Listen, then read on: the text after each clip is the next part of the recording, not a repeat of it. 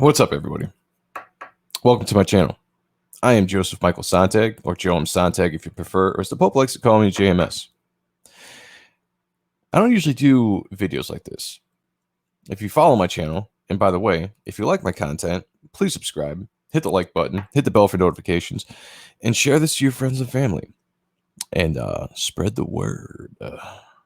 But I wanted to cover this dog shit article that I came across. Actually, I've come across quite a few about the Snyder cut, or Zack Snyder's Justice League, whatever it's being called now. And these people, these blue checkmark people, these writers, these holier than thou fuckers, just can't seem to handle the fact that the fans won on this one. That's one of the reasons why I wanted to kind of go over this article, because it's one of those articles that's it's kind of cleverly written, right? It's got a little bit of compliments at the beginning, but also like backhanded comments. But the thing that really ticks me off is the attacking of the fan. The fan base in entertainment is very passionate. You know, a lot of these characters or movies we grow up loving as kids, they make an impact at some point early on in our life, and we just want to see them represented the way that they should be. And most of the time when there's criticism, it's coming from a place of us caring about the product. You know, if a movie's done poorly, we're going to say it's done poorly. If it's good, we're going to say it's good. You know, it's pretty, the fan in most part is pretty honest. You know, there's a small group of people out there, of course there is, that trash and demonize just to demonize. You're going to run into that anywhere. But the label toxic fans, toxic fandom, you know, it's thrown around, and it's made to be this like horrible thing. Like, you turn toxic fans and you quickly attach it to racism, misogyny, bigotry, because you demonize people because they are criticizing your work. And so people that are in the industry that make a living making movies, they can't handle criticism anymore, it doesn't seem like. So if you have a valid point where, hey, I don't like the movie because of this, you didn't represent the character well because of this was a bad casting because this person just doesn't fit the character, they'll come at you and they'll say you're a toxic fan. I take exception to that, because these people just, they hide behind these words that really don't mean anything, but allows them to get on their soapbox, you know, and beat their chest and act like they are holier than thou, that they have the moral high ground and everything. And it makes me sick. Now, it doesn't affect my life one bit, because I like what I like. I'm going to watch what I watch. I'm going to read what I watch. You know, what I don't like, I won't. And I'm going to comment on it.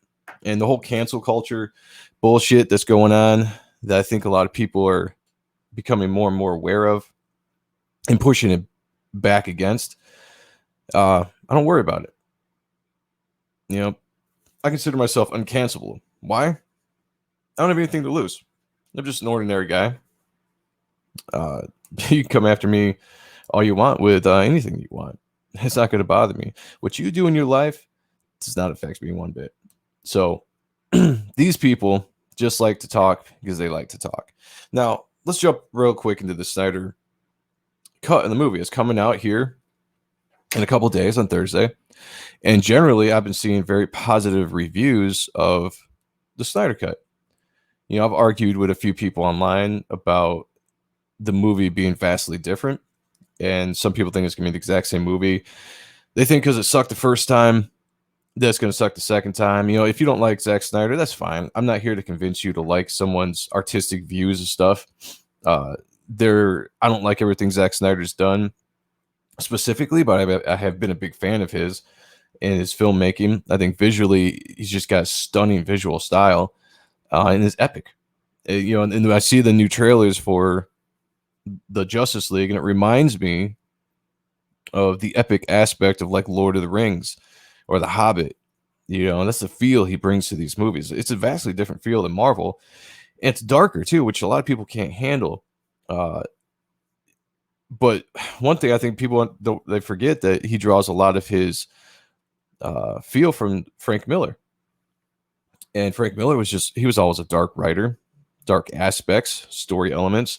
And the same people that say that Zack Snyder, the Snyderverse, is too dark for comics are probably the same people that sit back and hail Frank Miller for being the legend he is. So it just doesn't make sense to me. I think people just bitch for the fact that they need something to bitch about. They're trying to get clicks. They're trying to get reads, which is kind of what I'm doing right now. I'm giving this person, a click on their article. But this is just, it's funny that when something like this happens, when a fan movement happens and we get, the Snyder Cut, they listen to us and finally we get this version and we're happy. Almost immediately you see this article after article attacking the fans. And again, toxic fans, it sets a bad precedent, blah, blah, blah. And I don't understand really what the bad precedent is. Is it because these people who want to tell you what to watch, what to listen, what to read, are worried that they're losing power because the fans are saying like, no, we're going to watch it. We're going to do what we want to do. We are going to control the narrative for once. And I think that's the way it should be. These people have sat for far too long on a throne up here in entertainment. And they just try to control us. And, I'm tired of it. We're taking it back. So getting into this article written by Elena Doctorman. I don't even know if I pronounced that right, but I don't fucking really care, honestly, to tell you the truth. She says some things up here. They're kind of, she's acknowledging that the film's better than the Whedon version. And how could you not? That original Justice League was so hacked up, so reshot. If you know Zack Snyder's visual aspects of how he tells a story, how he films things, the motion that's captured, Justice League didn't look anything like Man of Steel or Batman v Superman. It didn't look like a Zack Snyder movie. So it's going to be better just in that aspect that you got a man's full vision finally being represented the way that it should be. Represented. I did not excel in grammar, apparently. So there's that. But anyway, she says stuff up here like, let's see, blah, blah, blah, blah, blah, blah. And then the new cut of Justice League, dubbed the Snyder Cut by fans on the internet, lasts an exhausting 4 hours. Oh my God, I'm so sorry. Exhausting 4 hours. Give me a fucking break. Probably the same person that when an episode or an entire series on Netflix gets dropped, they'll sit there and binge watch episode after episode.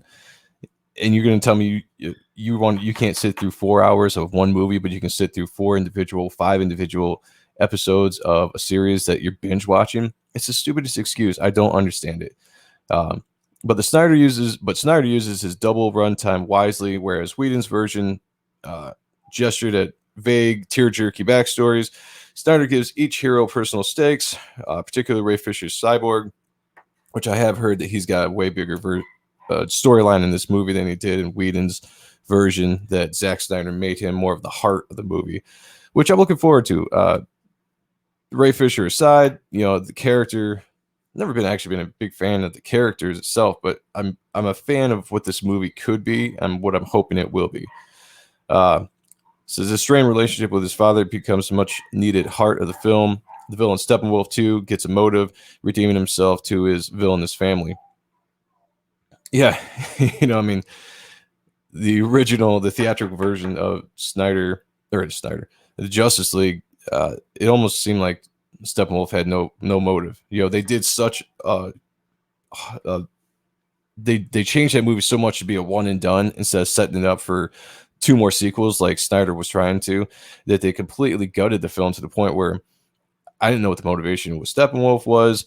It was a movie without direction. I really can't believe that they let it go the way they did. and it's no wonder why it's universally disliked. Um, let's see where she said it. Okay, here we go. So here's the attacking the fan part. So Snyder turned a bad movie into a less bad movie. Well, I don't know if that's a compliment. I would say that's a very one of those little backhanded, too smart kind of sentences that these people like to write. They think they're so cool by putting this kind of stuff in there. It's just it makes me laugh. Like it's a very stereotypical written article. It makes me laugh. In a pandemic where blockbusters are scarce, maybe that's welcome. But the journey here was fraught. A group of fans operating under the banner of Release the Snyder Cut. A group of fans operating under the banner Release the Snyder Cut bullied Warner Brothers into giving Snyder $70 million to remake the film. That's chump change for a superhero movie, but could have funded a lovely new original movie. These people, man, I tell you, Hollywood's not even putting out original movies anymore. So that's ridiculous to say, but this whole thing bullied Warner Brothers into giving $70 million to remake. Of all the Release of Snyder Cut hashtags and campaign that we the fans did over the last few years, I would not equate any of that to bullying. If you want to see bullying, you can see what some of these people do to people on Twitter and other social medias that disagree with them. That's bullying. Us hashtagging Release the Snyder Cut and doing what we can to make sure that Warner Brothers knew that there was a portion of a giant portion of the fans out there that wanted to see the original version restored so we could see it. That's not bullying. That's campaign. Here we go. This wasn't a quaint letter writing campaign. While some fans innocently used the hashtag in hopes of getting a better movie, a toxic contingent spammed producers, critics, and fans of the rival Marvel Cinematic Universe with angry comments and threats. Oh my God. Angry comments. Stop the presses.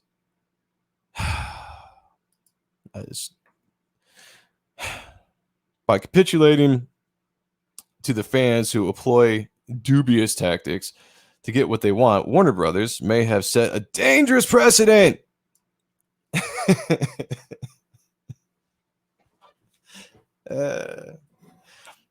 What dangerous precedent, can I ask, would Warner Brothers be setting here?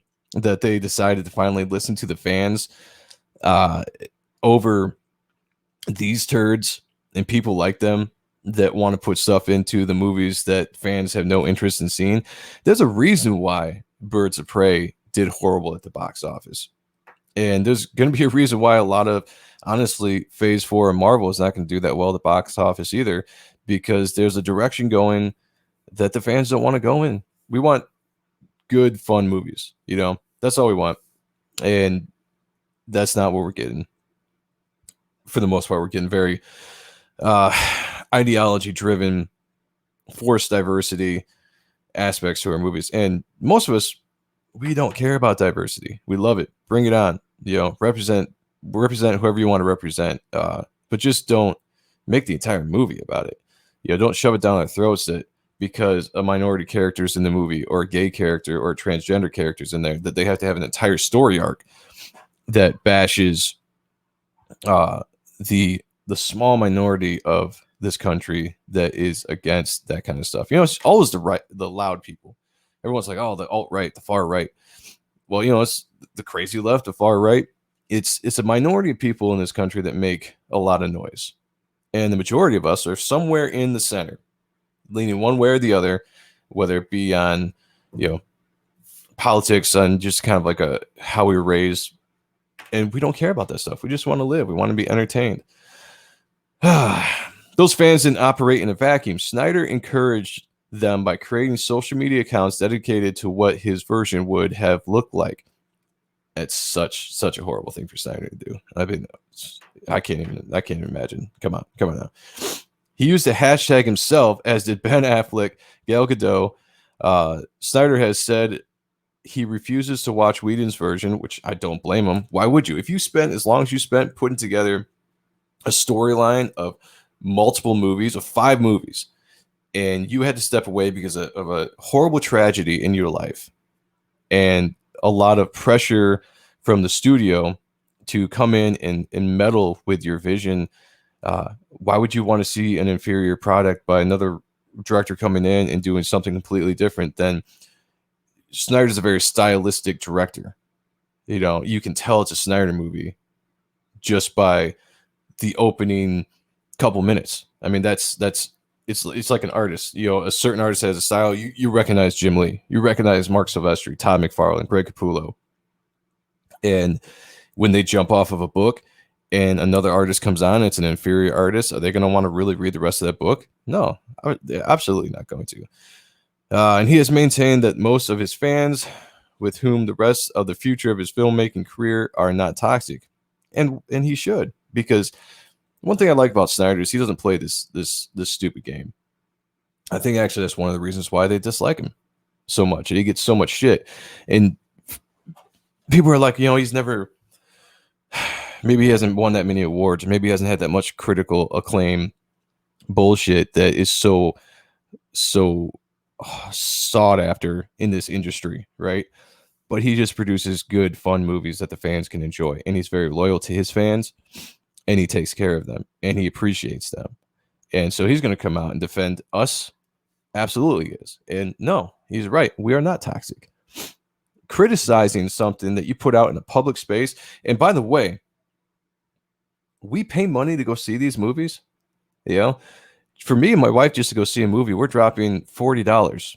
That's 20 of that is at least for tickets, if not more, depending on when we go to see it. And then the concessions where they rape you with the amount of money you got to pay for popcorn and drinks or whatever, just to go out to see a movie.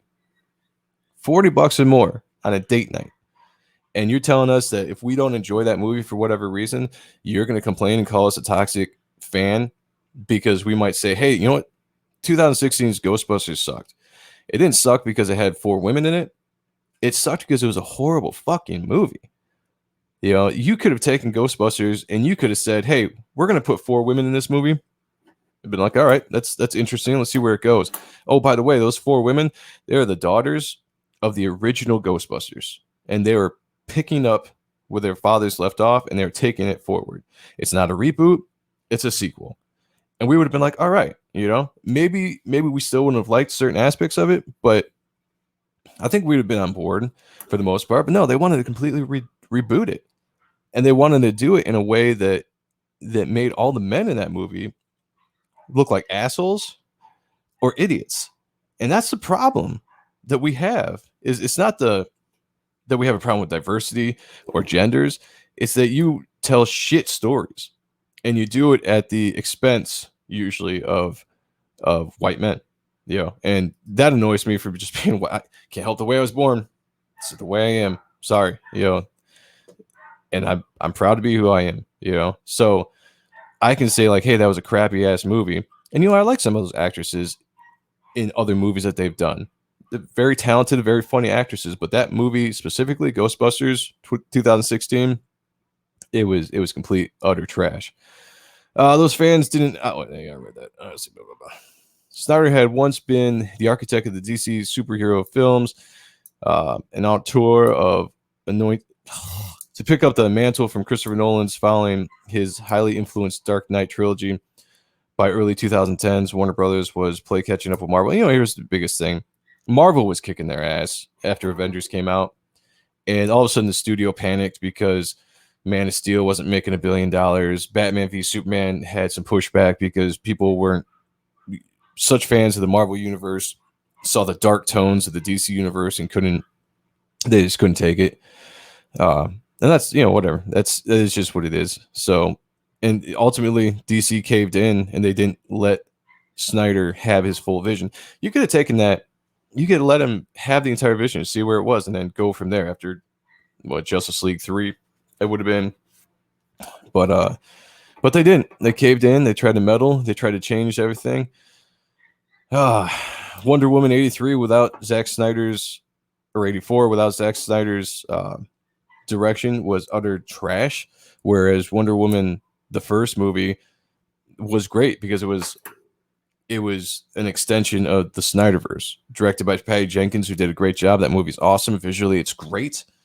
I love it personally. I was very excited and then very disappointed in Wonder Woman 1984. Until recently, Warner Brothers had no motivation to release a version of the Justice League that sets up future sequels that will never manifest. But those calculations changed with the pandemic.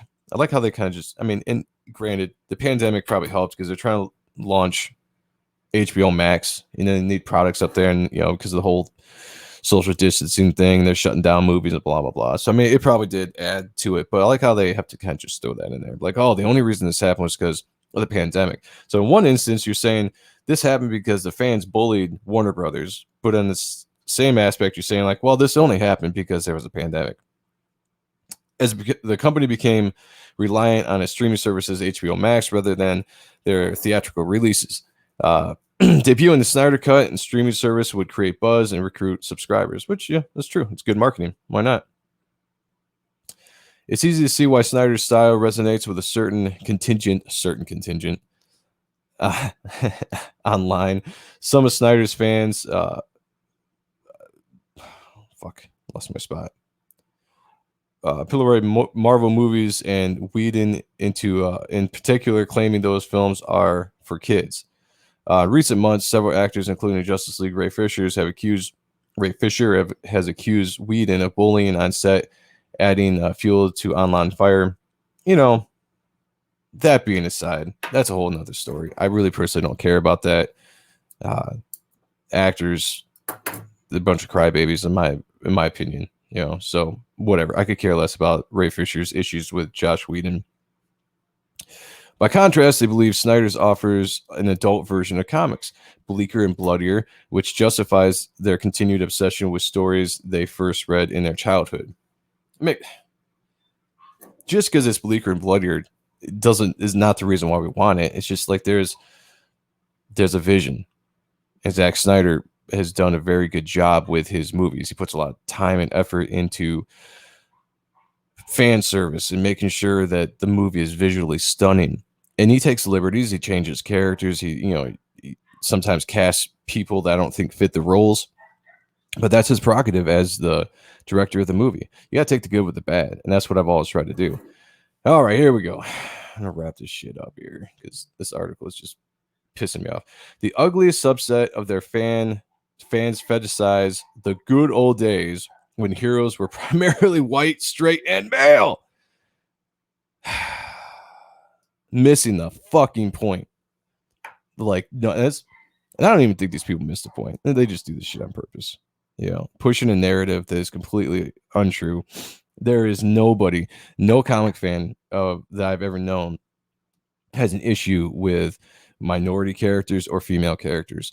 Most of us growing up loved female characters. Why not? They're strong, they're sexy, they're heroes. The minority characters that were in comics we have loved. Just look at the amount of X-Men characters. Bishop being some of the coolest X-Men out there. Even Image, Rob Liefeld had a ton of minority characters. We loved Chapel. He was badass. He was like a kind of like a black version of the Punisher. Spawn, probably one of the most popular anti-hero black characters. Nobody cared about that shit when we were growing up. They were just cool characters. We didn't care if they were white, if they were black, if they were male, if they were female. Gay characters. Look at Gen 13. It was one of the first times I really saw a gay character in Rainmaker. I think it was the first time they kind of revealed that character was gay. It's like, oh, okay, that's interesting. Does it fit into the story? Does it fit into the characters? Yeah, it does. Are they going to spend a lot of time on it and struggles and all this stuff and tell us that we're bad and blah, blah, blah? No, they didn't. So we had no problems with this. And this is 20 years ago, 25 years ago. And they're saying bullshit like this. Now, some seek to protect that nostalgic, but exclusionary versions of storytelling at all costs. Trolls within other fandoms have often deployed the same toxic tactics as the Snyder Cut fans to drive women and people of color offline. This guy, all right, I can't take any more of this. I can't take any more. I've been ranting about this for 25 minutes. And I pretty much said everything I could say. Shit like that is just ridiculous. These people have lost their damn minds. They can't handle the fact that the fans got together and decided that they wanted something that they knew was out there. And they wanted to make sure that the vision of a man whose horrible tragedy in life and meddling with the studio forced him to step away from a project. And that ultimately his project was tampered with and a bastardized version of it hit the theaters. It's passion. That's fans that care about their creators. They care about the characters, and they want to see good movies made. So this bullshit that I just read by this Lena Dockerman chick, it's par for the course, baby. It's par for the course. That's what these people like to do, and I'm tired of it. I think most people are tired of it. Honestly, it makes me laugh because it's just, we live in their heads 24/7. The fans do. They're so worried about the fans getting power, and directing the market, because God forbid that a company puts out something that a fan wants to buy. It's like, do these people actually want to make money? Probably not. With that being said, I'm going to end this here. I got a book coming out later this year. It's called Reaper Destroyer. I'm working on it right now. It'll be crowdfunded later on this year. Colors by Brian Valenza, inks by Joe Weems. Please check that out. Keep track of this channel for more videos. I do channel or video called Appreciating Comic Book Art, where we look at comics and we appreciate the art. I don't know how many videos of this I'm going to be doing. This was just kind of on a whim thing. I might give a review of the Zack Snyder's Justice League when it comes out in a couple days. But maybe I won't. I don't know. I just can't do what I want around here. No censor. If I feel it, I do it. Catch me on Wednesdays and Fridays on the Ott and Stuff channel with my co-host Sean Arendt for the Ott and Stuff show. And you know what? That's it. I'm tired of talking. I'll talk to you all later. And hey, hashtag restore the Snyderverse. Let's get that going. Let's piss them off even fucking more. Because when they cry, I smile. It's a good day. All right, everyone. Talk to you later.